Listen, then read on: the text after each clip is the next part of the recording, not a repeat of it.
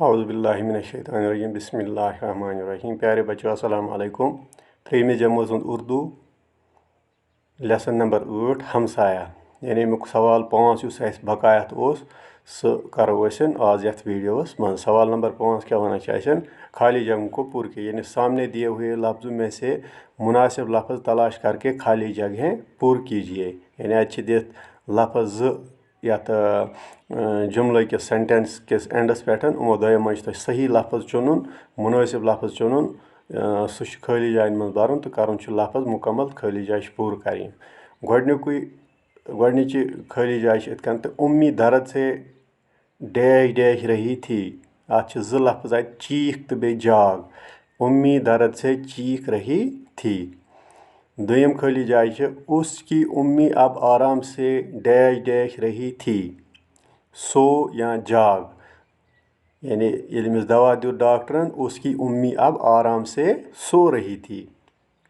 त्रेम क्या डॉक्टर ने कुछ डैश डैश उठा ली यानी ये गौतम अंकल इमिस डॉक्टरस निश गो वोनस दोपनस अक्रम खानदारी असलम मम्मी बीमार तो तमिस कर चेकअप तो डॉक्टर ये द्राव अत अम तुज पानस सतन कह दवाई किन मिठाइयाँ दवाइयाँ उसने कुछ दवाइयाँ उठा ली।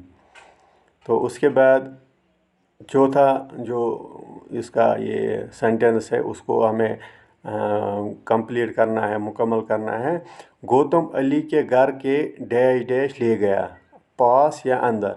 गौतम अली को घर के अंदर ले गया यानी अम चोन ये अक्रम उन घर यानी असलम मम्मी सतन इहुंद घर चोन कोर अम मम्मी इलाज पास या अंदर अत गरस अंदर चायो। अम पत् ब्या खाली जाए असलम ने डॉक्टर अली को देखा तो डैश डैश हुआ नाराज़ या खुश। तो डॉक्टर को देखकर जो असलम है वो खुश हुआ क्योंकि उसकी उम्मी जो है बीमार थी। उसको अब उम्मीद जग गई कि अब डॉक्टर साहब मेरी उम्मी का इलाज करेगा और ये ठीक हो जाएगी, इसलिए असलम जो है खुश हो गया। तो अब हम दूसरा सवाल देखेंगे इसका।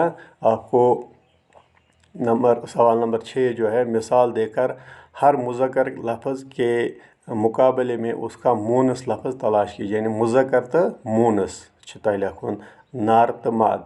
अत दित मिसाल दिम बग इथे कन कर मे दुतमुत यह हल कर तो इथे कन थो तुम मे अलाव ते लिख तथ मज लफ्ज़ कह मुज़क्कर तो मोनस। बाप अत लग माँ चाचा अत लग चाची दादा दादी नाना नानी मामा मामी भाई बहन मियाँ बीवी मर्द औरत बादशाह बेगम राजा रानी वालिद वालिदा लड़का लड़की। अम अलाव हेकियो तुम बे ते लफ्ज़ कह षांडित यम लिखमित मे इंसानन हंद यानी रिश्ते मुज़क्कर मोनस लिख। अम अलाव जानवरन हंद या बकिन चीज़न हंद मुज़क्कर मोनस यानी तज़कीर तानीस वनान अतन। तो हर कुन ये बड़न क्लास मज खसो तुम हेचो अत मुतलिक ज़्यादा ज़्यादा यानी मोल बाप वनान मालिस माँ गई मज चाचा चाची यानी पितर तो पेचिन दादा दादी नान तो बुढ़ बाप नाना नानी माज हज माज यानी माज नान तो माल नान माज नान तो माज बुढ़ बाप नाना नानी मामा मामी यानी माम तो मामू भाई बहन बोय तो बेन मियाँ बीवी गो खानदार तो बे तम सद खानदारी मर्द तो औरत मोहनियो तो जन बादशाह बेगम यानी बादशाह मोनस तस वन बेगम राजास वनान रानी वालिदा वालिद गो मोल वालिदा गई माज लड़का गो कोट लड़की गई कोर। तो इतकन करो तुम कॉपी पे नोट तो बे करोस कह एड लफ्ज़ तो ताकि तुह रोज जहनस मज। अम पत् ब्या सवाल लिखुत मे तुज किताब पे मुतजाद अल्फाज लिखिए यानी अम लिखन अपोजिट लफ्ज़ मुतजाद जिद अजदाद यथ वन लफ्ज़ तो अमुक मुतजाद वो यानी अत अपोजिट क्या यी। मिसाल के तौर पर वनान बोड़ अत अपोजिट यी लॉकुट यानी बड़ा छोटा। दूर अत लग नज़दीक यानी दूर तो नज़दीक ऊपर नीचे।